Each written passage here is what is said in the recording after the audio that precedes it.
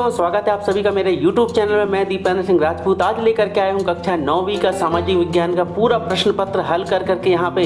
तो वीडियो पसंद आए तो लाइक कीजिए, चैनल को शेयर कीजिए, सब्सक्राइब कीजिए और बने रहिएगा हमारे साथ, अपना सपोर्ट देते रहिएगा।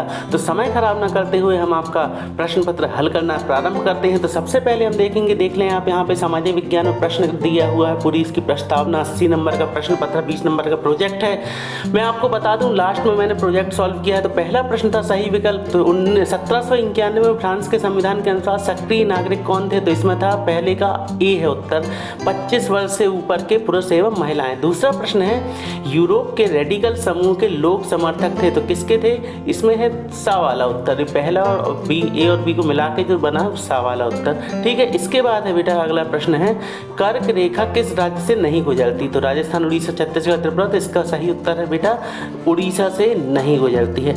ठीक है बच्चों, वीडियो को आप पूरा देखिए। मैं लास्ट में बताऊं कि मैंने आज प्रोजेक्ट भी सबमिट किया है। चौथा और देखेंगे आप, स्थायी पूंजी नहीं है। तो स्थायी पूंजी नहीं है क्या? औजार, रॉ मटेरियल, मशीन, भवन। तो स्थायी पूंजी क्या है? रॉ मटेरियल, कच्चा पदार्थ जो होता है वह स्थायी सामग्री नहीं होता है। सही जोड़ियों की बारी आई, सही जोड़ियों की।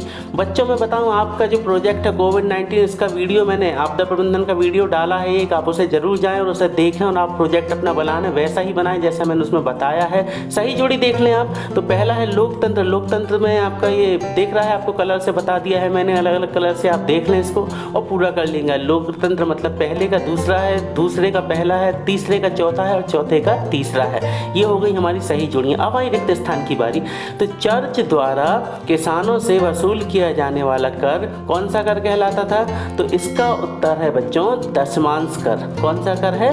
दशमांश कर। स्पेलिंग, शब्दों पर ध्यान दीजिएगा। देखिए बहुत अच्छे से जैसा मैंने लिखा वैसा ही आपको लिख दे रहा है बच्चों। ठीक है, फिर दूसरा प्रश्न है भारत का सबसे पूर्वी देशांतर। तो भारत का जो मतलब सबसे पूर्वी अर्थात कि जो सबसे पूर्व में क्या हिस्सा है? बच्चों प्रश्नों को आप ध्यान से सुना करें क्योंकि आपके फाइनल एग्जाम में भी ये काम आ जाएंगे। ठीक है, तो ये उत्तर 97 डिग्री 25 मिनट पूर्व। ठीक है, 97 अंश 25 मिनट पूर्व। ठीक है बच्चों, फिर इसके बाद हम लिखेंगे हर साल भारत में 26 जनवरी को कौन सा दिवस मनाते हैं? अब ये तो आपको बिल्कुल कॉमन सा प्रश्न है। ठीक है बच्चों, इस दिन हम मनाया जाता है गणतंत्र दिवस। बच्चों मैं आपसे बता दूं, तीसरे का उत्तर मैं अभी लिख रहा हूं आपके लिए।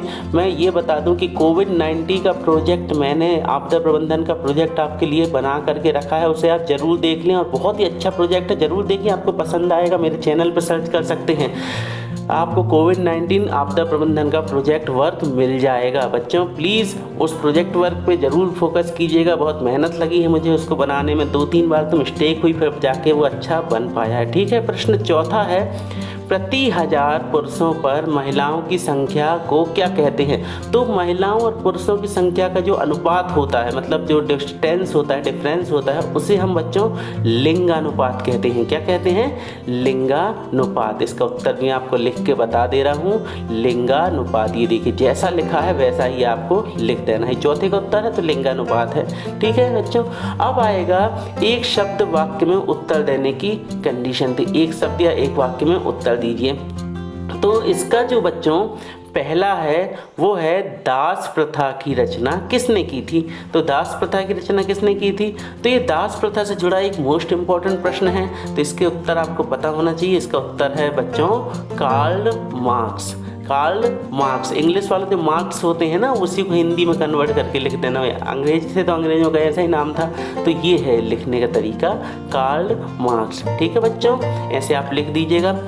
दूसरा प्रश्न है, आप तो कॉपी पेन लेके बैठा करो बच्चों मेरा वीडियो देखने के लिए, आप अपना समय मत खराब किया जाए, वीडियो को पॉज करते जाए और आप अपने उत्तर टीपते जाए, क्योंकि मैं यहाँ पर उत्तर उपलब्ध करा ही देता हूँ आपको। तो आप परेशान होने की आवश्यकता नहीं कि पहले आप वीडियो देखो फिर उसके बाद में आप उसको नोट करो। यहाँ रफ कॉपी की बिल्कुल आवश्यकता नहीं और ना ही कहीं आंसर फाइंड करने की। मैं जितने उत्तर देता हूँ सही देता हूँ, भला ही मेरे वीडियो लेट आते हैं पर सटीक आते हैं, इसलिए मुझ पर भरोसा करें और वीडियो पसंद आए तो लाइक किया कीजिए। अगला प्रश्न है भारत के उन द्वीप का नाम बताइए जो प्रवाल भित्ति के हैं। तो ये है, पहला है मालाबार द्वीप, मालाबार, और दूसरा मन्नार द्वीप। ठीक है बच्चों, पूरा का पूरा 10 का 10 आपको नोट कर लेना है।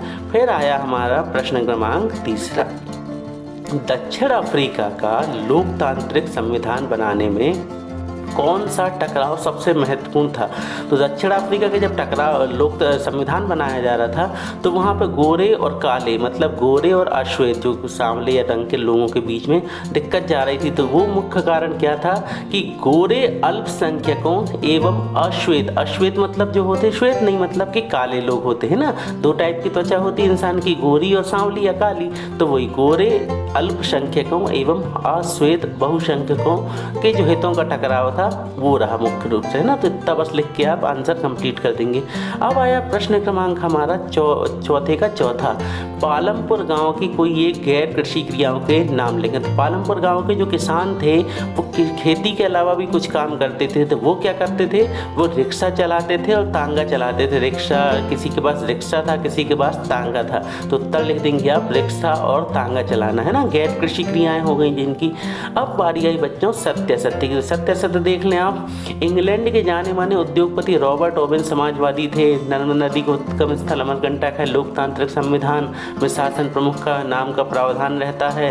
कालाबाजारी अर्थव्यवस्था हिस्सा होती है। ठीक है, तो इसके उत्तर आप देख लें।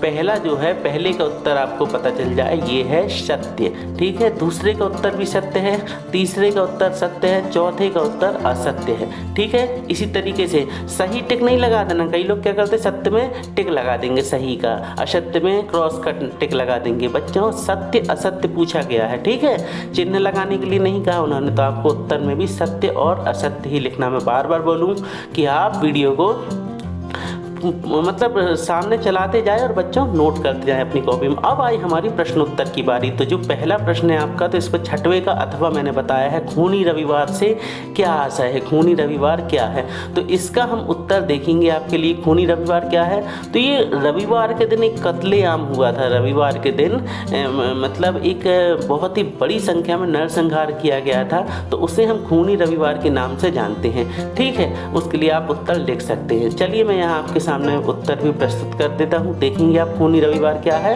कि खूनी रविवार 22 जनवरी 1905 को रूस की जार सेना ने शांतिपूर्ण मजदूरों तथा उनके बीवी बच्चों के एक जुलूस पर गोलियां बरसाई। मतलब कुछ मजदूर प्रदर्शन कर रहे थे उन पे, तो वही पूरा इसका डिस्क्रिप्शन है, आप उसको नोट कर सकते हैं। अब आया अगला प्रश्न, उन देशों के नाम अपने क्षेत्रफल में भारत से बड़े हैं। तो ये भी लिख सकते थे। मैंने आपको भूगर्भीय प्लेटें क्या है इसके बारे में उत्तर आपको बता दिया। भूगर्भीय प्लेटें क्या है, तो क्या होती हैं, पृथ्वी की आंतरिक हलचलों के कारण तरंगें उत्पन्न होती हैं। ये विभिन्न प्रकार की तरंगें पृथ्वी की ऊपरी सतह को विभाजित करती हैं। यही विभाजित खंड भूगर्भीय प्लेटें कहते हैं। भूगर्भ शास्त्रियों के अनुसार बड़ी संख्या 7 है और इसके अतिरिक्त कुल छोटी प्लेट भी हैं। कुल नहीं है वहाँ पे, वो कुछ है। ठीक है बच्चों, तो कुछ छोटी प्लेट भी होती हैं। तो ये हो गया हमारे 7वें का अथवा का उत्तर। अब आया 8वां प्रश्न कि नेल्सन मंडेला, तो ये नहीं किया मैंने, इसके नीचे लोकतंत्र में पक्ष और विपक्ष में 3 तर्क देना था। तो 3 रहे, तो मैंने यहाँ पे आपको 3 तर्क यहाँ प्रस्तुत किए हैं। पक्ष क्या होता है और विपक्ष क्या होता है, इसके बारे में आपको डिस्क्राइब करना था। तो देखेंगे आप पक्ष और विपक्ष के बारे में। देखिए स्क्रीनशॉट लेते जाइए जिन प्रश्नों में आपको दिक्कत है। तो ये है पक्ष के बारे में लिखे हुए हैं 4 पॉइंट और यहाँ विपक्ष में भी 3 पॉइंट लिखे हैं। तो आपको करना ये है कि आप स्क्रीनशॉट ले लें और ये आप टिप लीजिएगा। ठीक है, उनको बोल के बताने में वीडियो थोड़ा लंबा हो जाएगा। तो ये देखें, जैसे आप एक आध पॉइंट देख लें। आपको देखो 4 पॉइंट बताए हैं, यहाँ पे भी आपको 4 पॉइंट मिल जाएंगे। तो आपको इसमें करना ये है कि कोशिश करके आपको 4-4 लिख दो तो वो ज़्यादा अच्छी बात होगी। तो ये आपका पक्ष विपक्ष का उत्तर यहाँ पे फिनिश हो जाएगा पूरा। आप 4-4 पॉइंट हैं, आप जितने चाहें कम से कम 4 जरूर लिखते हैं। अब हम प्रश्न नंबर 9वीं की ओर बढ़ेंगे। 9वां प्रश्न है आपका, ये हो गया। तो 9वां प्रश्न आर्थिक और गैर आर्थिक क्रियाओं के अंतर। तो ठीक है, मैं इसका उत्तर दे रहा हूँ। आर्थिक क्रियाएं क्या होती हैं, आर्थिक क्रियाओं के अंतर्गत पैसे कमाने और व्यय करने से संबंधित सभी क्रियाएं शामिल होती हैं। गैर आर्थिक क्रियाओं में वे क्रियाएं आती हैं जो प्रत्यक्ष रूप से धन से संबंधित नहीं होती हैं। बच्चे वैसे बोल के बताने की आवश्यकता नहीं है, आप स्क्रीनशॉट ले लें और पूरा आप इसको तैयार कर लीजिएगा। देखिए उदाहरण भी लिखे हुए हैं, तो सब देख लीजिएगा। ठीक है, इसके बाद हमारी बारी आएगी प्रश्न क्रमांक 10वें की। तो हमारा जो 10वां प्रश्न है, पूर्वी और पश्चिमी घाट में 3 अंतर। पूर्वी घाट क्या, पश्चिमी घाट क्या। बांगर खातर भी अच्छा था, पर यहाँ पे मैं आपके लिए पूर्वी और पश्चिमी घाट में अंतर बतला रहा हूँ। तो देखेंगे आप पूर्वी घाट और पश्चिमी घाट में अंतर। तो ये इस साइड मतलब जो पहला वाला पूर्वी घाट लिखा है, स्टार्टिंग में पूर्वी घाट लिखा है, तो इसमें 5 अंतर बताए हैं मैंने पूर्वी और पश्चिमी दोनों में। तो आप 4-4 अंतर कर सकते हैं कम से कम। ठीक है, वैसे तो 3 नंबर नंबर का प्रश्न नहीं है, दीर्घ उत्तरीय प्रश्न है, तो कम से कम 4 अंतर आप अवश्य कीजिए। पूरा स्पष्ट है आपके सामने, पूर्वी पश्चिमी घाट में तो पूर्वी घाट पूर्वी तट के समानता है, पश्चिमी घाट पश्चिमी तट के समानता है, ये सब पूरा ठीक है। इसके बाद आए हमारे अगले प्रश्नोत्तर।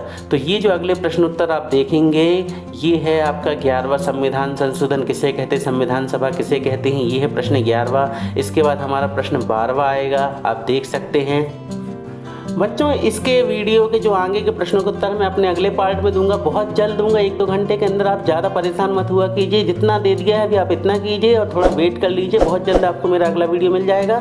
बने रहिए मेरे साथ, चैनल को शेयर कीजिए, सब्सक्राइब कीजिए और बेल नोटिफिकेशन को दबा दीजिए। ये प्रश्न जो है यहाँ पे देखिए लास्ट प्रश्न, इसमें पहला प्रश्न कोविड-19 प्रोजेक्ट ये मैं दे चुका हूँ, ठीक है बच्चों। तो उसको भी जाके आप देख लीजिएगा। पढ़ते रहिए, बढ़ते रहिए। Good bye.